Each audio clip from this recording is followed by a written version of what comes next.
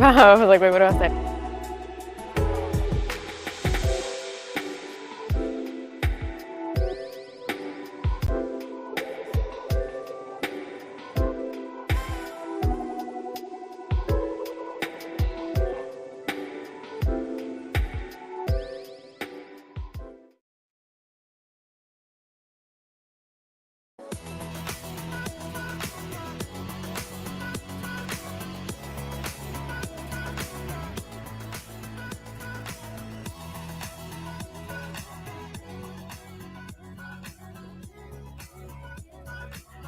Good morning. Welcome to ARC Southeast Texas. Happy Tuesday. Happy Election Day. Right. It's a big one. You got your I just got out and vote today. your I voted sticker on. What time did you get there?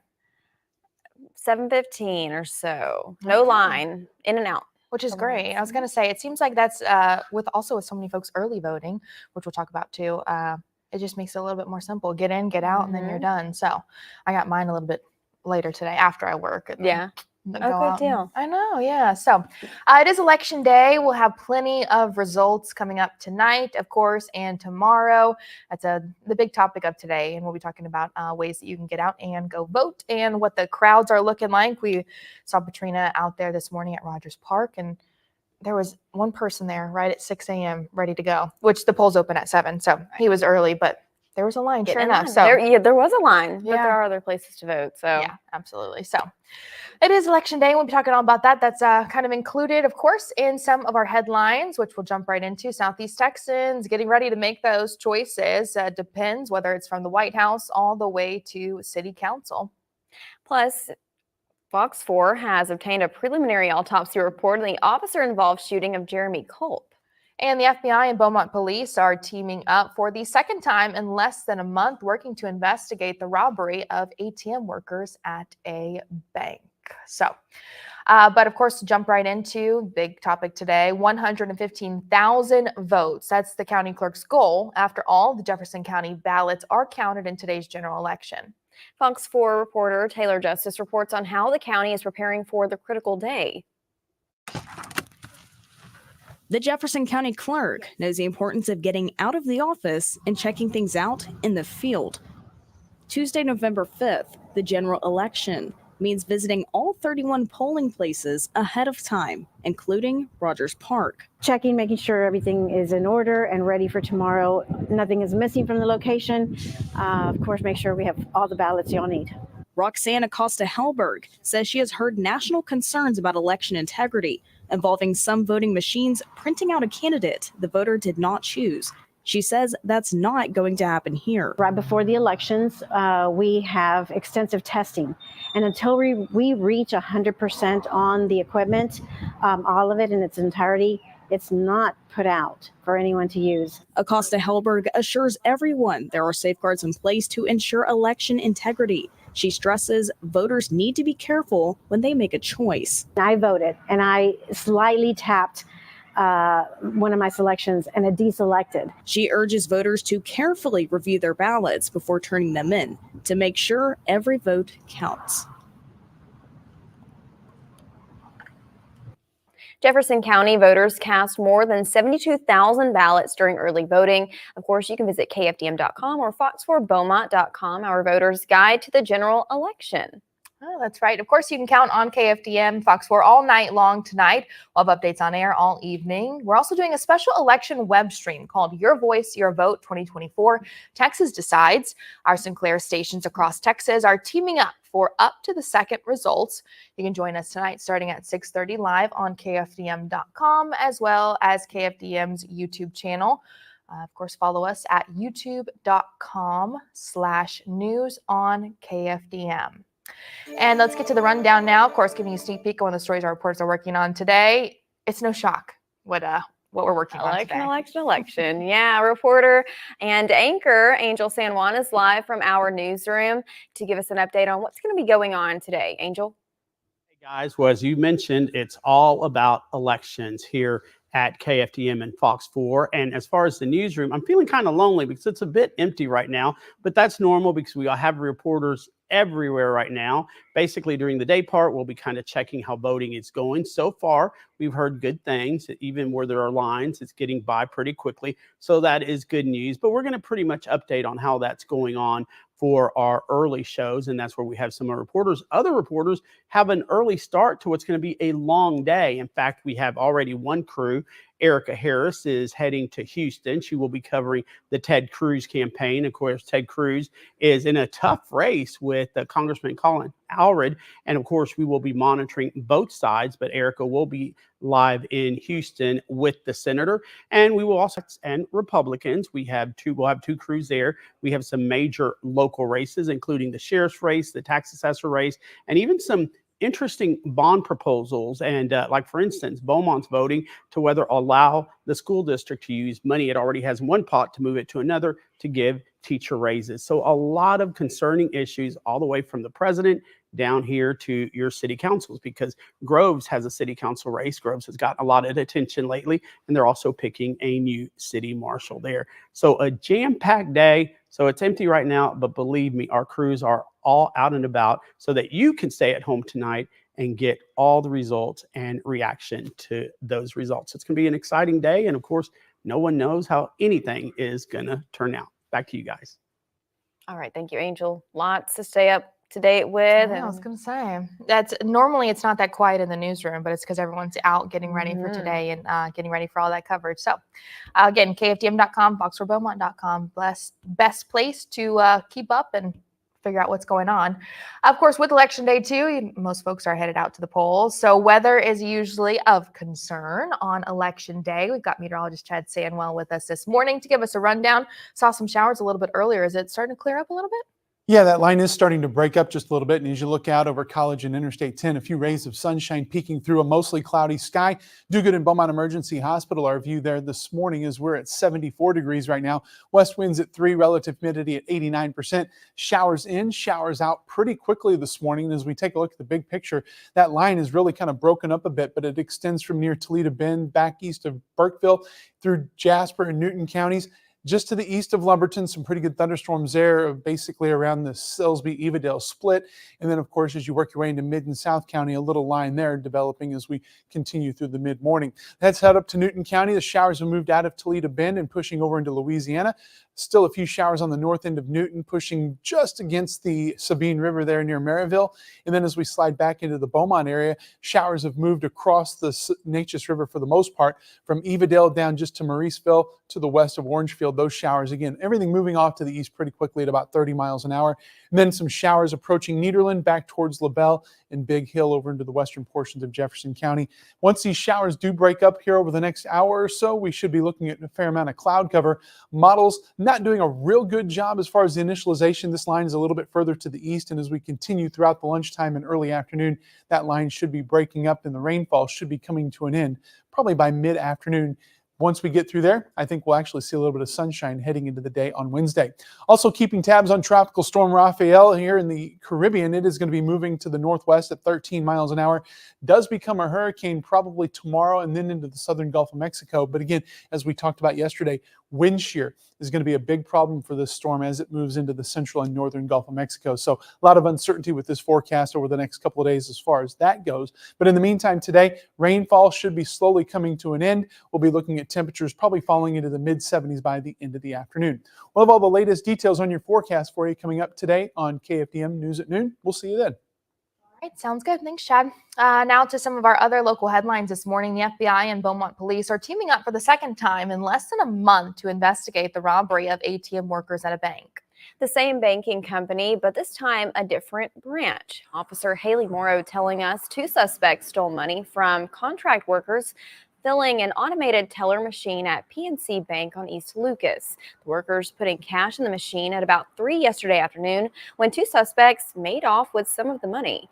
No injuries reported. Beaumont police finding the getaway car, but still looking for the men.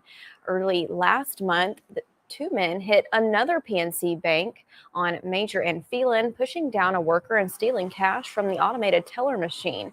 No word yet on whether the crimes are connected.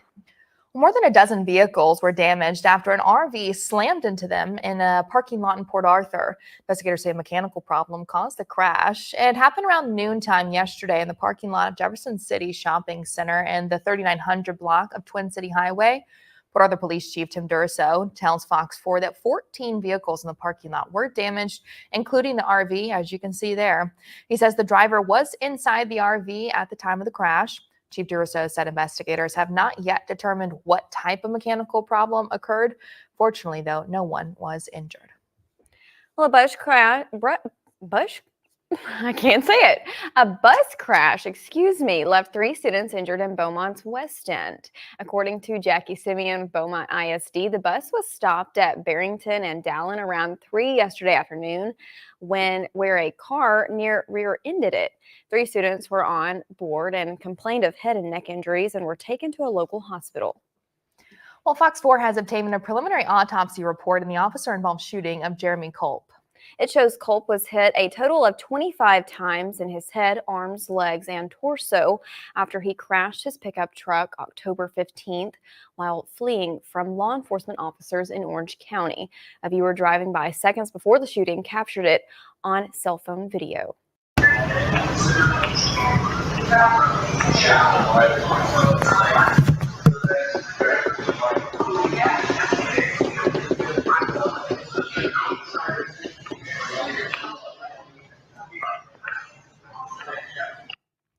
Saw it there, could hear the shots in the video. The Texas Rangers are overseeing the investigation. They say, according to officers on the scene, Culp raised a semi-automatic rifle and pointed it at them just before they opened fire. Earlier that morning, Culp had fired shots toward homes in his Bridge City neighborhood, according to the Rangers, and then sped away, leading officers on a chase. It ended whenever he crashed his pickup truck near West Orange Stark Middle School. Culp's family says he had PTSD from serving in the Army, but hadn't had an episode in 8 years until October 15th. Relatives urge veterans and anyone with PTSD to get help. A man is recovering in the hospital following an officer-involved shooting in Jasper County. Sheriff Mitchell Newman says a deputy responded to a call around 5:30 Saturday morning on Bonamy Road, north of Kirbyville, after a woman called 911 for help. Sheriff Newman says he found an armed man on the porch of the home, and at some point the deputy fired multiple shots after he said he felt threatened. The armed man was injured, but he's being treated at a Beaumont hospital. The deputy and the woman were not hurt. Well, the Texas Rangers are investigating the suspected heroin overdose death of a female inmate in the Jefferson County Jail. Another prisoner, 44-year-old Michelle Cormier, is charged with criminally negligent homicide in the death of the 25-year-old inmate this past Saturday. Sheriff's office tells Fox 4 Cormier smuggled suspected heroin into the jail. Cormier arrived at the jail last Wednesday, according to the jail log. Sheriff's office says she hid the suspected heroin inside a body cavity. Other inmates told correctional officers the 25-year-old woman took some of the heroin and became unresponsive. Jail staff did try to save her life, but she died Saturday morning. The Rangers are waiting for autopsy results. With a change in the weather, Jefferson and Newton counties decided we've received enough rain to make it safe to burn again. The county judges lifted burn bans in their counties. Jefferson County ESD number 3 says the ban helped decrease the number of fires. ESD 3 also saying it fought 10 fires during the almost month-long ban. According to the department, there were some violations, but the fires were mainly accidental and spread on days with windy conditions. The change in weather proving to be beneficial for fire departments in Jefferson County.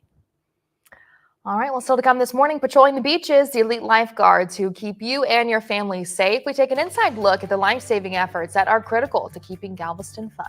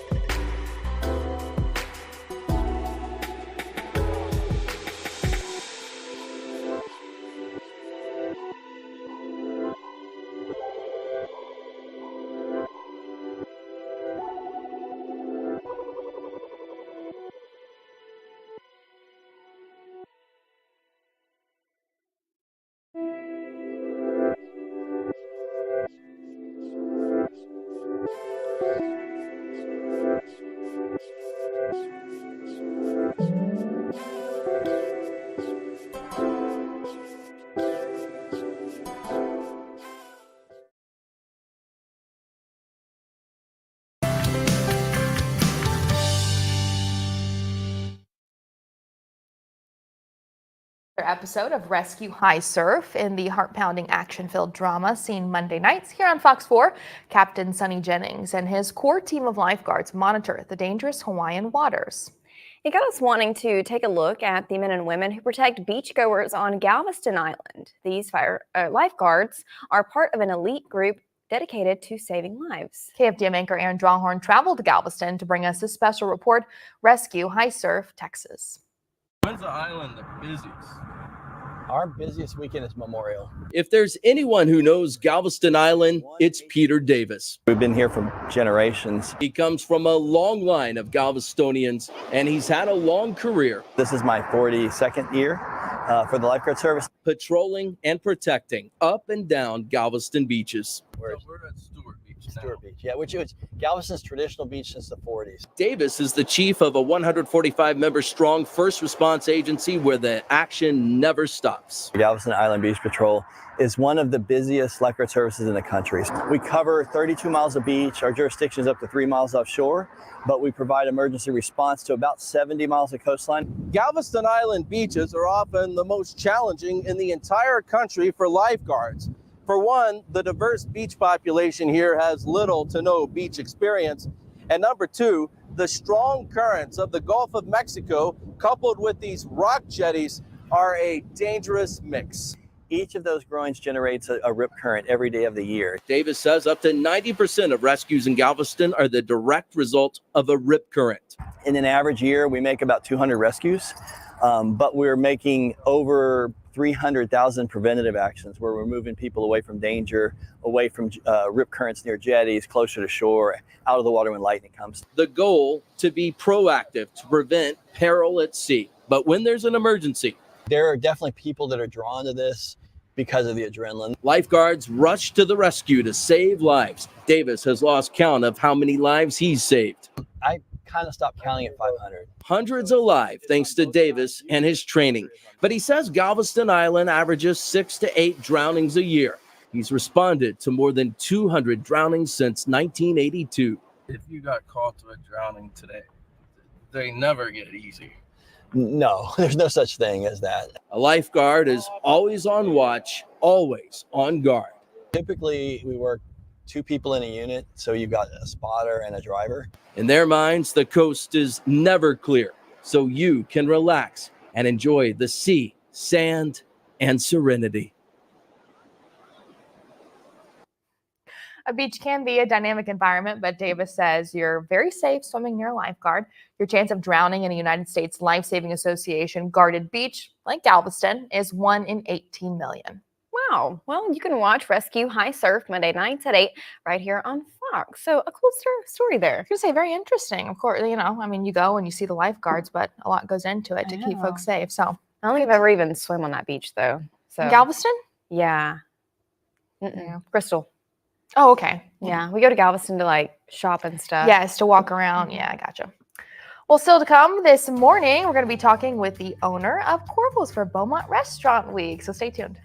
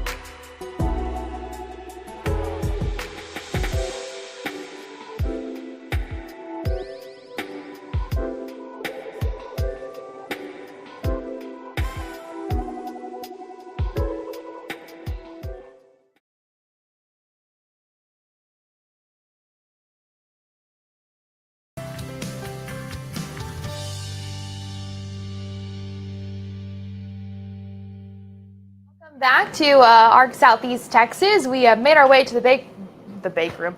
We're not baking today, no. But we got our aprons on because it is Beaumont Restaurant Week. So we're so excited to be celebrating this week and also be shining a light on some of the restaurants around Beaumont and Southeast Texas that are participating and have some good deals going on. So that way maybe you can be introduced to a new place, which is always exciting and fun to try something new. And today we have Corbel's here. So I'm excited because I've never been. And first of all, you walk in the break room, and I wish you could smell because it smells Smell-o-vision. amazing. Yeah, We need it. I know we do. We need to figure out how to do that. So, I mean, tell me a little bit for folks who have never been and maybe never heard of Corbel's. What you got going on? We're one of the best kept secrets in Southeast Texas. We've been catering commercially for about 30 years. All the chemical plants, doctors' offices, any reason to feed a group of people, small or large, we can do it. We've been doing it. We travel with different companies for emergency scenes. We have a knack for feeding people on site. A lot of folks, really good food in a short amount of time. We also have started now our own deer processing and butcher shop. Oh, awesome. And with that, we opened up a little market. And at our market, you could come in and get stuff that we process right there on site. Deboned stuffed chickens, a chicken pot pie kit, stuffed bell peppers. We make 6 or 7 different varieties of sausages, and we brought some of those. Our gumbos and our etouffees. We have many gumbo championships under our belt, starting years ago with my dad, 35, 40 years ago, when he was winning the International Gumbo Cook-Off. And so we've got countless trophies. Our gumbo's pretty darn good. Yeah. We brought you some of that to try. The shrimp etouffee, Chelsea and Levi have perfected our shrimp etouffee. And I'm going to tell you, of course, it's my place, and I'm patting myself on the back. I don't think that our shrimp etouffee can be beat. It's really great. We also do our sausages so that the chemical plants can come in, or a lot of the vendors can bring these guys a box of fresh breakfast sausage in the morning instead of donuts. It's kind of a neat deal. We brought a variety of those for y'all to try. That. As well as we do our own beef jerkies and our own snack sticks. All that's fully cooked and ready to go. Levi is the guy who can tell you about the sausages that we brought today. There's so many different varieties. Yeah, a lot, but Levi knows. And at some point, y'all need to try some of this. Oh, of course. Well, I'm excited to hear about these sausages. Okay, because you talk about, something a little bit different than donuts. I wake up at midnight, right? So sometimes I don't really want donuts whenever it comes to 6 a.m. I'm ready for like lunch or dinner or something. So this is a great option. I mean, so Levi, one of the chefs there, tell us about some of the sausages you guys brought today. So what we do is we have these fully smoked sausages, and whenever you call and order it by the pound, we'll grab them and throw them in the deep fryer at 350 degrees for 3-4 minutes till they're heated back up. And some of the varieties that we have available today, this right here is going to be our maple jalapeno sausage. Oh. And then we have a regular maple sausage and a regular jalapeno sausage. Over here is our standard green onion sausage, and this is our secret gumbo sausage, which makes our gumbo so good, as we make this sausage specifically for the gumbo. And a lot of it. Yeah, I'm sure. And, this is a unique flavor that you're not going to find anywhere. This is a spicy pineapple sausage. Oh, Really good. So we do all this, and then we have our love lunch Wednesdays. You can, every Wednesday, that menu changes. You can come in and eat lunch with us right there, or you can take it home. We always have a really great custom built sandwich along that you can have the option to purchase, as well as a big, really nice, beautiful salad. Yeah. And then Mondays is no cook Mondays. And a lot of folks come in on Mondays, and we have a fully prepared dinner you can pick up that'll feed 4 to 6 people for a very reasonable price. Most of the time under $65. Wow. And you can feed your whole family. And really they feed 8 to 10 people in most cases. So got a lot going on, and you can go to our Corville'sTX.com and subscribe, and you'll get that menu every week when the girls redo it. And got a lot of things happening. My goodness. Music and all. So many options, and this is really cool. Everything you need. That's a full-blown teller, Levi. So everything that you need to make a chicken pot pie with Cheddar Bay biscuit topping is right here. Ooh. And it comes with instructions. And the way that we have instructed people to kind of put this together is you have your filling for the pot pie that's at the bottom. It's a boil in a bag situation to heat it up. Very simple, very easy. Yeah. And then all you have to do is pour it straight back into this pan that it comes with, and then place your biscuits on top and bake it. And then you'll heat this butter up also boil in the bag situation, very easy. And you can spread it over the biscuits whenever they come out for that nice garlic butter finish. And you've got a really nice homemade Gosh. type chicken pot pie. It's very good. So Yeah. simple too, which is always nice whenever you get into the busyness of life, whatever you got going on, just be able to make it easy. I love that. And I always like to ask too, whenever, so like you bring in these very unique combinations of sausages. I mean, how do you guys come up with these combinations? You know, I tell everybody Levi's like a mad scientist. It's not just Levi. My brother Bob, who actually is so covered up right now processing deer and making sausage Yeah. and making all the things. He's constantly in there coming up with something. Our family sausage we've been making for ourselves for probably 50 years. Mhm. Oh, wow. And we never did it commercially. So we, over the past several years, we got licensed to do it and sell it to the public. And we make hundreds of pounds of that green onion sausage. Yeah. Because we've won so much of our gumbo contests and our jambalaya is really good with it. And people seem to love it. I hope they Yeah. continue to love it because I got a lot of grandkids. it's so, not You can going come in anywhere. and you can buy our gumbo ready to go. We Okay. also have beef tips and cowboy stew Yeah. and the shrimp etouffee. We have a brisket queso that it'll blow your Ooh, mind. yeah. It's a queso Oh, with my. brisket. And my mouth's watering right now as I'm talking I about was it. gonna say, making me hungry. Yeah, we'll cook a brisket. We cook our briskets 15 to 18 hours, Wow. and we'll actually Levi and them will fine chop that and mix it with our queso mix, and we sell a lot of that. The deboned stuffed chickens, we actually go in one end of that chicken, take all the bones out of it except for the wings, and all the meat's inside it, and we'll stuff them with different Yeah. stuffings. I don't know which one that is, but This one, it says it's a rice dressing stuffed, but we also have a cornbread dressing stuffing. We have a broccoli, rice and cheese stuffing that we do. Deal. And we do a crawfish etouffee stuffing as well. They're all just really great options. we also have special Yeah. options for turkeys at Christmas, that kind of deal. Oh yeah. People are ordering a lot of fried turkeys and our smoked turkeys and our stuffed turkeys and stuff that we do for Christmas and Yeah. Thanksgiving. And you can call in at our shop there and put your name on the list, and we'll have Yeah. it ready for you for pickup. All right, should we try? Try, jump in. I don't know which one I want. I'm going between these two. I don't know. Which one do you recommend? Well, I tell you what, I got you some napkins right there. Try the pineapple first. Okay. Look, I'm like, fine, whatever. She's the adventurous one. Yes, I am. Okay, and while I'm trying this, Shrimp etouffee and gumbo there. what? You want to try one? She's a Yeah. picky eater. I am, but I'll try the gumbo. There, try the gumbo. Since I'm not gonna be able to talk, what you got going on for Beaumont Restaurant Week 2? Well, we've got a 10% off coupon going on right now. You can get online, scan that QR code, and play that game. We're also offering 10% off at the kitchen right now. As you come in, you'll get a 10% off there. You don't have to even use the QR code. Lots of options at the kitchen, lots of options. You can call 409-860-9811. I tell people like that's almost an emergency, 9811. Just in case. 409-860-9811. Food emergency. Chelsea and Jamie are there. The Yeah. folks will answer the phone. They'll take your orders, and we'll help you in any way we can. That's my kind of emergency. Delicious. I love this. I So love a good good. spicy and sweet. So that's awesome. Incredible. Well, thank you guys so much for stopping by. I appreciate you having us. Be sure to go check them out for Beaumont Restaurant Week. And we got some eating to do, but we'll be back with more ARC Southeast Texas next.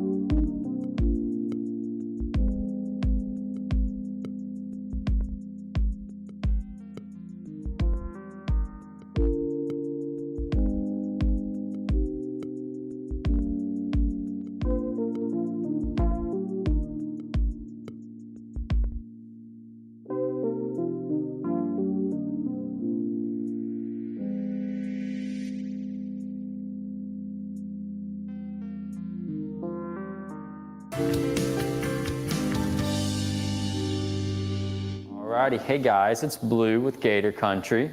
Right here, I've got one of our brand new little baby hatchlings. He is a little polygoctal alligator. What that means is they hatch out with extra toes on their front feet. So usually alligators will have 5 toes on the front feet, 4 toes on the back feet. But this one right here, he's got 8 toes on both of his front feet. We have only seen this one other time. We've got another one named Polly. She's in the back right now. She's got 8 toes on both of her front feet as well. This is just a little genetic mutation that happens sometimes. We just have never really seen it. So we think it's really cool to see it with this small of a little alligator. It's not really going to negatively affect him at all or anything like that. He's perfectly fine. If anything, it can help him in the wild, especially. Then make them have more surface area on their feet so that way they could walk better on the mud. But this little guy hatched out last September. That is when most alligators hatch out. It's around mid-September, sometimes early September. They'll be about 6 to 8 inches long, real itty bitty. And you can see at this size, there's gonna be a ton of things out in the wild. They're gonna wanna eat them, whether that's like frogs, snakes, lizards, birds, all sorts of things, right? So alligators, what they do is when they hatch out, they'll have like 20, 30 little siblings. And they'll all bunch together real tight in a real tight group called a pod, just like a pod of dolphins, a pod of alligators. And they'll kind of crisscross all over each other. And you can see they've got these little yellow stripes along their back. I don't know if y'all seen zebras run, but they'll kind of crisscross all over each other as well. So that way you can't tell where one zebra ends and the next one begins, right? These guys, they do more or less the same thing. So that way they look like one big alligator and not a whole bunch of itty bitty ones. And their second line of defense is their best one. It is 100% their best one. It's their mom. Their moms, they fight off anything and everything, right?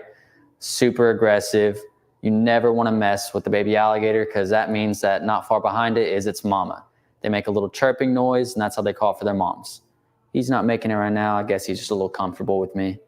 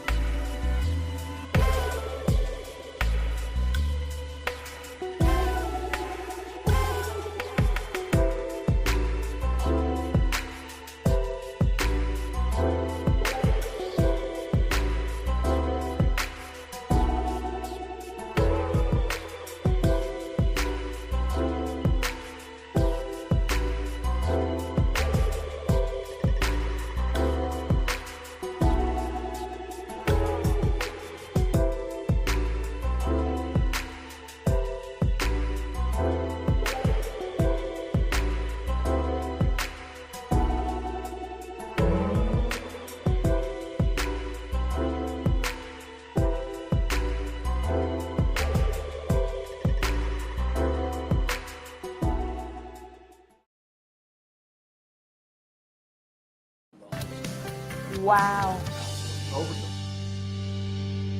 Well, of course, it is election day. What better day to have political talk than on this day, November 5th? And we're welcomed here by Joe Evans, who's the Jefferson County Republican chair, and Joseph Trahan, who's the Democratic chair for Jefferson County. I like to call them the two Joes, or as Joseph said, Joe Square. So, but they have been great friends to us here all year long. Y'all have been coming. Y'all never say no to kind of update the community on local view of both national politics and local politics. So the obvious question, and this might be an easy one for each one of you, Joe, who's going to win? Donald Trump. If you're talking federal or national. Federal, yeah. So, Joseph? I have faith that Kamala Harris will prevail, but then again, it's going to come down, like always, to a few swing states, and we'll see. I don't even think we're going to know who president is by 10 o'clock tonight. I feel that same way too. And Joseph, I point to you because Joe does it as well, but I think you were one of the first folks I saw do the bring out the vote like you would. I remember the block walks and the knocking on doors. Mhm. You were, which is kind of old school, but you made it new again. And now I see that's the trend nationally. How important is getting the voters out and making that effort to bring them out? It's incredibly important. There are a lot of people who, believe it or not, don't even necessarily know the times the polls are open and close or where to go vote. We're all so deeply entrenched in this that we can't understand why anybody would not know that there's an election going on. But there are many people that I'm sure you speak to as well as I that still don't know, that are so busy in their own lives that they don't prioritize voting. And it's something that is so sacred and takes such little time that we really hope that people will get out. They have from 7 a.m. to 7 p.m. today. That's true. And they had all that early voting period. And Joe, you come from a party in general that there was suspicion about early voting, especially in the last election of 2020 and also 2 years ago as well. The Republicans have definitely switched, and a lot of Republicans have adapted now to early voting. How did y'all do that? We just continue to just beat the same drum on two different issues, on early voting and of course on mail-in voting. Our older Republican citizens, they just didn't feel comfortable doing mail-in ballots, and so we've been really adamant about explaining the process, teaching people the process. And just to go back to something Joseph said, not only is there an election going on, but it's bigger than Donald Trump and Ted Cruz and Colin Allred. We have candidates here locally that really need our support and need our help. And so remember to vote from top to bottom. Don't just go and vote for the president and leave. While those are important, our local elections are really, really important. And those candidates spend a lot of time and money to get out to vote. I want to give Joseph credit. When you see these historic numbers, it's because of our competitiveness, but both of us are driving really hard to push people out to the polls and get out to vote. So this is what happens when you have a healthy two-party system. Mm-hmm.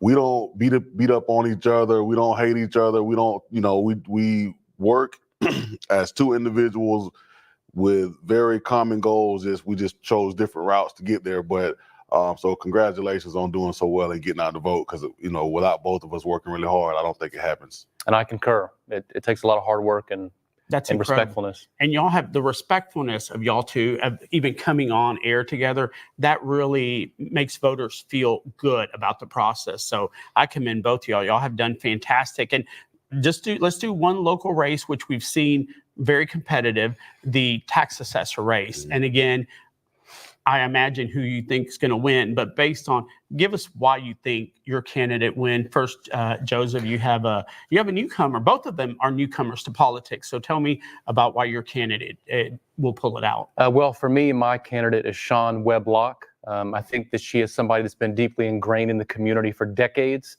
and she's really hustled. I mean, she does not take anything for granted. She's up there at the polls, running after people, engaging with them. She's knocking on doors, making calls.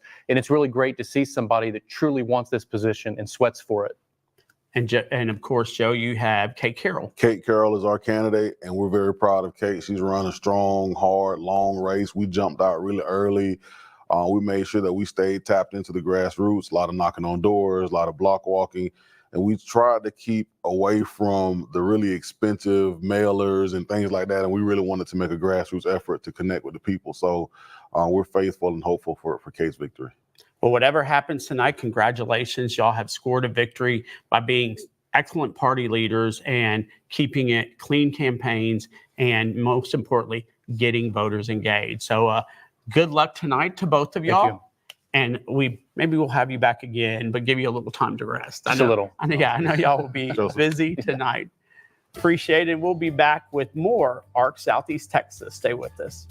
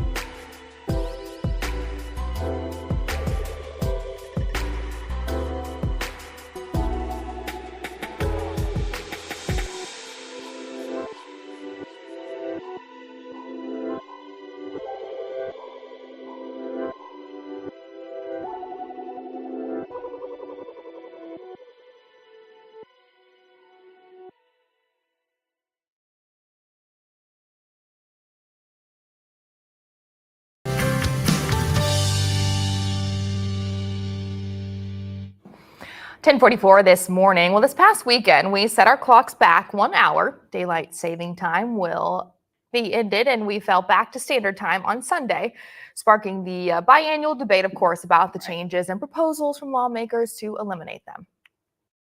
Turning back the clock 1 hour in the fall, then springing forward 1 hour 4 months later isn't popular.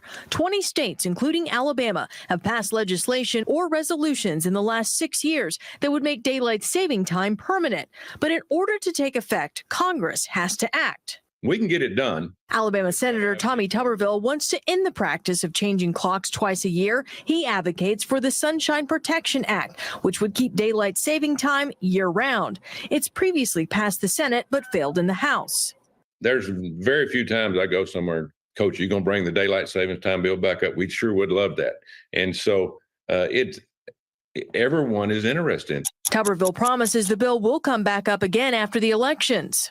We'll start it over. I think we got a good shot, but I just hate changing the clock and coming home at 4:30 or 5 o'clock in the afternoon and it's already dark. So I truly believe we need to stop going back and forth. But Dr. Beth Mallow, a neurologist and spokesperson for the American Academy of Sleep Medicine, says instead of adopting daylight saving time year-round, we should adopt standard time.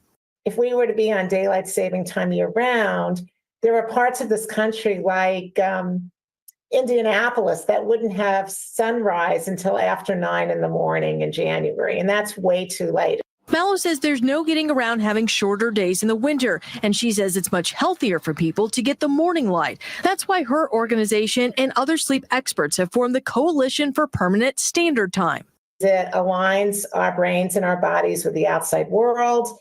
It wakes us up. It gets us going. It actually improves our mood. In the 1970s, we actually tried year-round daylight saving time for a while, and it was very unpopular. Well, some call it the winter blues. It's also known as SAD, seasonal affective disorder. Medical reporter Barbara Morse learned it affects about 1 in 5 of us, and it really doesn't matter where you live. One, it happens when there's a change in temperature, when there's a change in the environment. And two, it usually happens through that fall to winter season. Dr. Cara McNulty is the president of Behavioral Health and Mental Wellbeing at CVS Health. Your head and your heart are connected. And we often focus as a community on physical health. But mental health and well-being is ensuring that we're focusing on your mental health and your physical health together, because they impact one another. Whether you live in Florida or Rhode Island, temperatures change, and that can trigger seasonal affective disorder, or SAD. If you're one of them and it's on the mild side, you can do things like set a schedule. You meet friends every Saturday morning for coffee. You go on a walk every Sunday.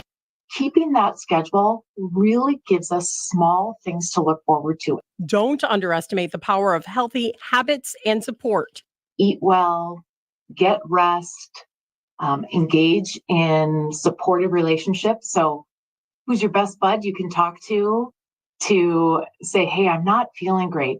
And pay attention if your mood really dips. Often we know when we're off. And so if you're not feeling energetic, if you can't seem to find the energy to do the things you've had passion for, or you're having maybe thoughts about self-harm, maybe not feeling that you're of value or worthless, you don't have to suffer in silence. There are resources available. One other thing, for some, light therapy can help. It's something worth talking to your doctor about. I'm medical reporter Barbara Morse. All right, well, still to come this morning, a young woman died from meningitis, and now her mother is advocating for prevention.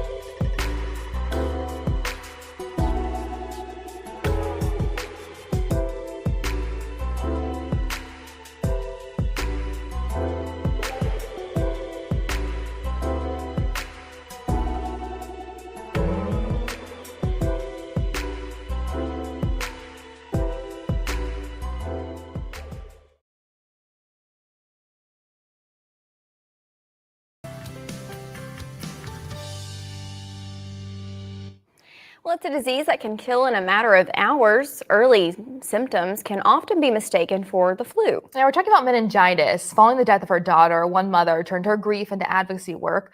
Here's Como's Holly Menina with her story. In the spring of 2012, 17-year-old Kimberly Wukovitz, a healthy high school senior, came home from school with body aches and a fever. Her mom, Patty, says she gave her daughter ibuprofen and she got better. The next morning, Kimberly couldn't lift her head off the pillow. I noticed that she had a purplish rash starting on her ankles with some just tiny purple dots, petechiae, which I saw travel up her legs right in front of my eyes. Patty rushed her daughter to the emergency room. And the doctor in the emergency room pulled me aside and she said, I believe your daughter has bacterial meningitis and the bacteria has actually infected her blood. She was shocked. I told her that Kim had received the meningitis vaccine at 11 and 16 years old. So how could she possibly have bacterial meningitis? And as a nurse, I couldn't wrap my head around this, that she's vaccinated. What's happening here? Kimberly died a few days later from meningitis. Meningococcal meningitis is a bacterial infection that is mainly caused by 5 types of meningococcal bacteria: A, B, C, W, and Y. Meningitis B is often found in young adults and is the only strain seen on college campuses in more than 10 years. And I think the reason for that is because the vaccine isn't mandatory. Meningitis protection against the other 4 strains, generally speaking, is a mandatory vaccine that children are going to get for between 11 and 12 years old, and then another booster after the 15th birthday. Meningitis B is what we call shared decision making, which means we as healthcare providers have to bring it up with the parents and discuss it with them, tell them what the risks are, and then have the parent decide whether or not they want to have the child vaccinated. Emily. Patty became an advocate. She created the American Society for Meningitis Prevention. The other part of advocating is I realized if I as a nurse didn't know that my daughter wasn't fully protected against meningococcal meningitis, how many other parents didn't know this? Patty encourages parents to specifically ask their child's doctor that their child received all available meningitis vaccines and is protected against all 5 strains. And specifically ask if my child has received all available meningitis vaccines, that they're surely protected against all 5 vaccine preventable diseases of meningococcal meningitis. Patty says in 2012, she couldn't protect Kimberly because there wasn't a vaccine. In 2014, the FDA licensed the first meningitis B vaccine, a vaccine that could have saved her daughter's life. Holly Menino, Como News. Certainly a sad story there. Yeah, but obviously good to raise awareness and advocate for stuff like that. So to come this morning, we've got our question of the day. So stick around.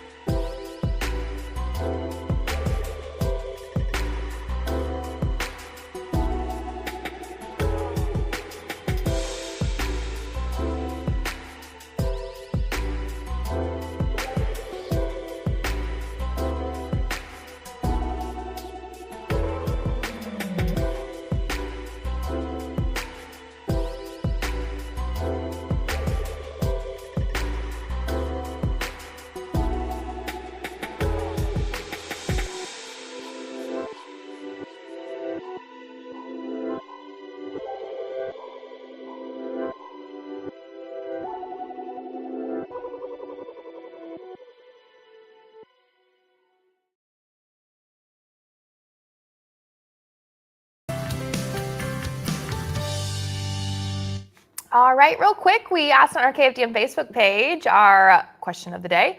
It was, what issues matter to you most in this election? We received more than 240 comments. Taking a look at some of them right now. Yeah, Lots of folks immigration, economy, foreign affairs, border security, Our Democracy by Jackie Francis. So lots of things, lots of concerns. And of course, today is the big day. Everyone knows it's election day. Certainly is. So make sure that you get out and you exercise that right to vote because, the issues that are important to you, you have to be able to have a say in them. So, And not even just the presidential election. We have a lot of local stuff. A lot of local things. Absolutely. Lots of stuff. So also make sure, we've mentioned this before, just make sure that you do your research beforehand. So that way you're not overwhelmed because it can be overwhelming whenever you do go. And there is a bunch of local stuff on there and you don't know exactly what's what. So make sure you do know what you're voting for and get out and do it. And hopefully the weather, I'm trying to think, Should be it good. looks A like we little got bit rain later. forecast pretty much all day, but A little bit hit or later miss, on, we yeah. should be good. It'll be clearing out. But again, polls are open till 7, so you got plenty of time to head out there and voice your vote. And we'll have all your election coverage coming up tonight on KFDM and Fox 4 as well as tomorrow morning. So also KFDM.com and Fox4Beaumont.com. We hope you have a wonderful Tuesday. We'll see you back here tomorrow.